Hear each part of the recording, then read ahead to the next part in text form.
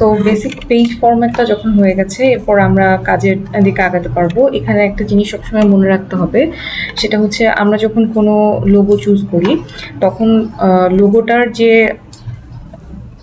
এক একটা লোগোর, এক একটা ইনস্টিটিউটের লোগো ডিফারেন্ট প্যাটার্ন থাকে। সেই লোগোগুলো কখনো দেখা যায় যে লোগোটা উপরে লেখাটা নিচে, বা লেখাটা উপরে লোগোটা নিচে, বা লোগোর কালার ডিফারেন্ট থাকে। সো আমরা ট্রাই করব সবসময় আমাদের ব্রিফে যে লোগোটা দেওয়া আছে সেম টু সেম সেই ব্রিফের মতো লোগোই আমরা ইন্টারনেট থেকে ডাউনলোড করে নিব। দেন যেটা করতে হবে সেটা হচ্ছে যে আমাদের ব্রিফ ফাইলে সবসময় কিছু জিনিস দেওয়া থাকে, সেটা হচ্ছে module code and module title.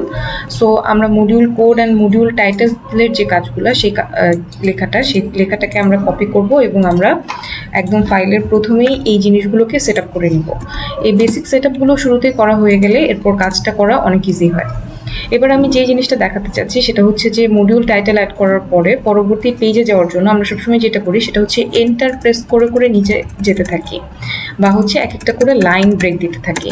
কিন্তু এটা আমরা কখনোই করব না। আমরা একবারে হচ্ছে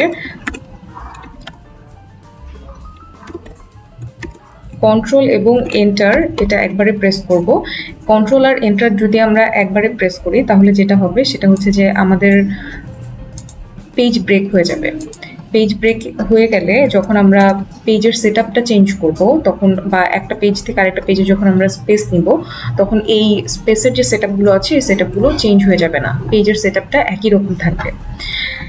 দেন যেটা করতে হবে সেটা হচ্ছে যে কন্ট্রোল আর হচ্ছে এই পুরোটা চেপে লেখা শেষ হয়ে যাওয়ার পরে আমরা এটাকে জাস্টিফাইড করব, এবং জাস্টিফাইড করার পরে এখানে স্পেসটা একবারে পুরো পেজের জন্য একবারে ঠিক করব। এখানে রিমুভ স্পেস বা রিমুভ বিফোর স্পেস বা আফটার স্পেস থাকলে দুটোকে অ্যাড স্পেস দিব, এবং যেটা করব সেটা হচ্ছে লেআউট নামে যে অপশনটা আছে এই অপশনটাতে গিয়ে স্পেসিংয়ের এই জায়গাটা আমরা ইভেনচুয়ালি ঠিক করব। যেমন হচ্ছে এখানে 6, এখানে হচ্ছে 6, বা হচ্ছে দুইটা যেন সেম থাকে, বা ব্রিফে যদি মেনশন করা থাকে কি পরিমাণ স্পেস এখানে থাকবে সেটা আমরা ফিক্স করে নিব। সেকেন্ড যে প্রবলেমটা অনেক সময় হয় সেটা হচ্ছে যে কিছু লেখায়, যেমন এই লেখাটাকে যদি আমি ধরি, এটা দেখা গেছে যে লাইন স্পেসিং এর যে অপশনটা আছে এখানে যদি আমরা যাই তাহলে দেখা যাবে যে এখানে অনেক সময় দেখা যায় এই স্পেসটা কোনো একটা পার্টিকুলার লাইনের পার্টিকুলার জায়গায় স্পেসটা অনেক বেশি। এখন আমরা যদি এই কার্সারটা দিয়ে পুরো জায়গাটা সিলেক্ট করি তাহলে আমরা দেখতে পাচ্ছি যে এখানকার যে এই দুইটা লাইনের মাঝখানে যে স্পেস আর এটার সাথে উপরের লোগোটার যে স্পেস সেই জায়গাটা ইভেন নাই, এই জায়গাটা একটু নড়বড়ে হয়ে গেছে।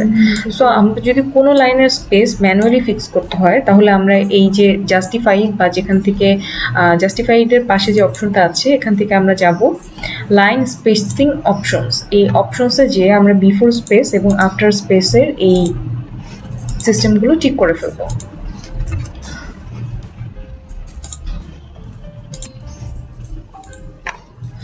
বিভিন্ন সময় আমাদেরকে ওয়ার্ডে বিভিন্ন রকমের টেবিল অ্যাড করতে হয়। যেমন একটা টেবিল হচ্ছে গ্যান্ট চার্ট। গ্যান্ট চার্টটা হচ্ছে খুবই কমন এবং মোস্ট ইউজফুল একটা টেবিল যেটা প্রায়ই অ্যাড করতে হয়। সো এই গ্যান্ট চার্টটা কীভাবে বানানো যেতে পারে? গ্যান্ট চার্ট বানানোর প্রসিডিউরটা খুবই ইজি। সেটা হচ্ছে আমরা ইনসার্টে যাব, গিয়ে টেবিল অপশনটা চুজ করব, যে যতটুকু ঘর আমাদের লাগে সেগুলো আমরা সিলেক্ট করব। যদি এক্সট্রা ঘর লাগে তাহলে কোনো সমস্যা নাই, এখান থেকে প্লাস চিহ্ন দিয়ে কার্সারটা দুইটা লাইনের মাঝখানে ধরলেই এখানে একটা প্লাস চিহ্ন আসে। সো আমরা ভার্টিক্যালি এবং হরাইজন্টালি যে কোনো রকমের গ্রাফ আমরা অ্যাড করতে পারবো। এবার আমরা এখানে লিখবো হচ্ছে ওয়ার্কস, আর স্ল্যাশ দিয়ে লিখবো টাইম। তাহলে আমরা ধরে নিচ্ছি উইক 1। এবার উইকটাকে আমি কপি করে নিচ্ছি, উইক 2, 3, উইক 4, 5। সাপোজ আমাদের এই 5টা উইকের ভিতরে একটা কাজ কমপ্লিট করতে হবে, বাকিটা আমরা সিলেক্ট করে নিলাম, এইটুকু আমাদের লাগবে না। দ্যাটস দ্য রিজন ওয়াই আমরা এটাকে ডিলিট করে দিচ্ছি।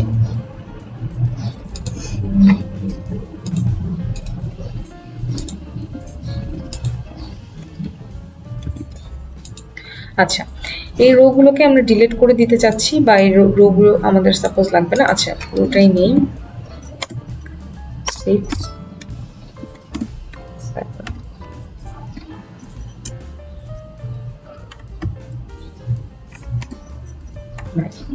ওকে, এবার এই জায়গাগুলোতে আমরা লিখবো রিসার্চের একদম প্রথম দিকগুলোতে আমরা কি করি, সেটা হচ্ছে টপিক সিলেকশন।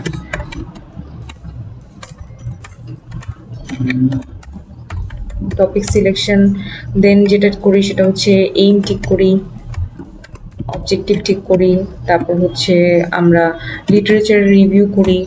দেন এরকম এক একটা উইকে আমরা ছোট ছোট পার্ট ওয়াইজ চিন্তা করব যে প্রত্যেকটা পার্টে বা প্রত্যেকটা সময় আমরা কি ধরনের কাজ করি সেটা। এখন এখানে কি করব, উইক 1-এ অবশ্যই আমরা টপিক সিলেকশন করব, সেজন্য আমরা এখানে যেই বক্সটা আছে এখান থেকে আমরা কালার দিব। এইম অবশ্যই আমরা টপিক সিলেকশনের পরে করি, গ্র্যাজুয়ালি এরকম করে এই প্রত্যেকটা ইসের জন্য এক একটা কালার সিলেক্ট করে আমরা হচ্ছে এই টেবিলটাকে সেট করে নেব। এবার একটা প্রবলেম হয়, সেটা হচ্ছে টেবিল সেট করতে করতে অনেক সময় আমাদের টেবিলটা পেজের বাইরে চলে যায়। টেবিলটা পেজের বাইরে চলে গেলে তখন এটা আমরা কোনোভাবেই ঠিক করতে পারি না, এটাকে কিভাবে কি করা যায়। সো এটার জন্য যেটা সলিউশন সেটা হচ্ছে যে আমাদের টেবিলটা উপরে যে কোনো জায়গায় ক্লিক করলে আমরা দুইটা এন্ডে দুইটা অ্যারো চিহ্ন পাবো, একটা হচ্ছে এখানে আর আরেকটা হচ্ছে এই কর্নারের এই সাদা স্কোয়ার শেপটা। এটাকে ধরে আমরা টেবিলটা ম্যানুয়ালি ফিক্স করতে পারি, but most of the cases এটা খুঁজেও পাওয়া যায় না, কোথায় আছে এটা দেখা যায় না। যেহেতু আমি এখানে ওয়ার্ডের ব্যাকগ্রাউন্ডটা অ্যাশ কালার করে নিয়েছি, সো আমার জন্য এটা খুঁজে পাওয়াটা একটু ইজি, বাট কম্পারেটিভলি এটা অনেক সময় সাদা ব্যাকগ্রাউন্ডে পাওয়া যায় না। তখন আমরা কি করব, এই টেবিলটা সিলেক্ট করব, সিলেক্ট করে আমরা হচ্ছে এইটার যে লেআউট সেটাতে যাব এবং এখানে একটা অপশন আছে সেটা হচ্ছে অটোফিট। অটোফিট অপশনে গিয়ে আমরা হচ্ছে উইন্ডোজ ফিট দিয়ে দিব, তাহলে আমাদের পেজের যে মার্জিন বা আদার যে ফরম্যাটগুলো আছে পেজের শেষ মাথা পর্যন্ত সব কিছু হচ্ছে উইন্ডোজ ফিটে সিলেক্ট হয়ে যাবে।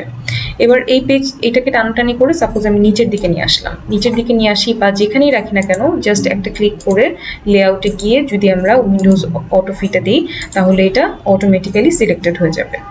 ওকে, এই গেল হচ্ছে টেবিল কিভাবে সেট আপ করা যায় সেটা। এবার এখানে আরো কিছু জিনিস জানার আছে, যেমন এই অটোফিট অপশনটাতেই আমরা যদি চাই তাহলে আমরা এখানে মার্জ সেলস বা হচ্ছে দুইটা সেলকে যদি আমরা একসাথে করে ফেলতে চাই তাহলে আমরা মার্জ সেল করে ফেলতে পারবো। তারপর স্প্লিট সেলস, যদি একটা টেবিল অনেক বড় হয়ে যায় একটা পেজে হচ্ছে না তখন আমরা সেটাকে আলাদা করে ফেলতে পারবো, বা হচ্ছে টেবিলটাকেও আমরা স্প্লিট করে ফেলতে পারবো যখন এটা আমাদের প্রয়োজন হয়। এছাড়াও আরেকটা প্রবলেম হয় সেটা হচ্ছে যে উইক 1-2 লেখার পরে দেখা গেছে যে কোনো একটা সেল অনেক বড় হয়ে গেছে আর কোনো একটা সেল অনেক ছোট হয়ে গেছে। সেক্ষেত্রে আমরা যেই সেলগুলোকে ইভেনলি সাজাতে চাই সেই সেলগুলোকে সিলেক্ট করব, ডিস্ট্রিবিউট কলামসে দিব, দেওয়ার পরে দেখতে পাবো সবগুলো কলাম আমাদের সিলেক্টেড সবগুলো কলাম একদম সেম টু সেম সবগুলো এক লাইনে চলে এসেছে।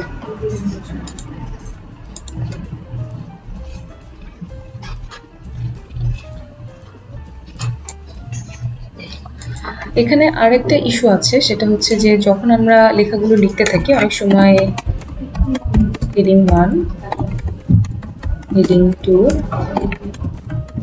হেডিং 3 এরকম করে দেওয়ার পরে আমরা সাপোজ আমরা এক অর্ডারে জিনিসটা লিখেছি এবং ক্লায়েন্ট বলছে যে এটাকে রিঅ্যারেঞ্জ করে দিতে, বা অনেক সময় দেখা যায় যে এলো ওয়ান অনুযায়ী কাজগুলো করেছি কিন্তু যেটা ব্রিফের স্ট্রাকচারের সাথে একটু এলোমেলো হয়ে যাচ্ছে। সো সেই ক্ষেত্রে আমরা কি করব, সেক্ষেত্রে আমরা হচ্ছে আবারও কন্ট্রোল এর জায়গায় আমরা তখন দিব হচ্ছে control F. Control F select করার পরে আমাদের যে এখানে হেডিং অপশনগুলো আছে হেডিং অপশনগুলো কিন্তু সাইডে সুন্দর করে চলে আসবে। এখান থেকে জাস্ট ধরে ধরে আমরা এক একটা হেডিং রিঅ্যারেঞ্জ করতে পারবো, যে হেডিংটা আমাদের আগে নেওয়া দরকার সেটা বা অন্যটার সাথে আমরা এই প্লেসগুলো চেঞ্জ করতে পারবো। এখন দেখি এটা নিচে লেখা কি, এখানে সাপোজ আমার কিছু লেখা আছে,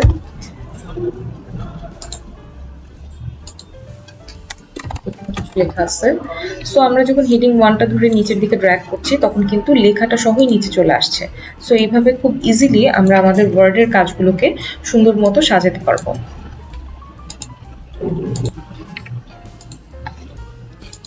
আচ্ছা, এবারে আমাদের সবসময় একটা ব্যাপার নিয়ে খুব কনফিউশন থাকে, সেটা হচ্ছে আমরা কিভাবে গ্রাফ অ্যাড করতে পারি।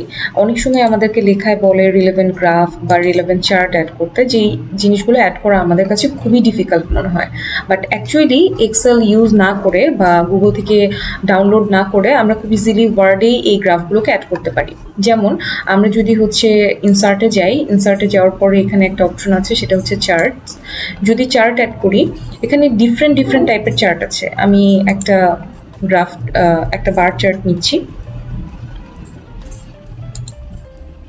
এখানেই আমরা ডেটাগুলোকে সাজিয়ে সুন্দর মতো এই চার্টটাকে কাস্টমাইজ করতে পারি। যেমন আমরা ক্যাটাগরি 1-এ দিলাম হচ্ছে মেল, ক্যাটাগরি 2-তে দিলাম হচ্ছে ফিমেল, ক্যাটাগরি 3-তে দিলাম হচ্ছে চাইল্ড। ওকে, এবার হচ্ছে আমরা এখানে দিব মেল আছে মনে করেন 34 জন, এটা হচ্ছে 200 জন, চাইল্ড আছে 100 জন। বাদবাকি যে সেলগুলো আমাদের লাগছে না সেই সেলগুলোকে আমরা রিমুভ করে দিব।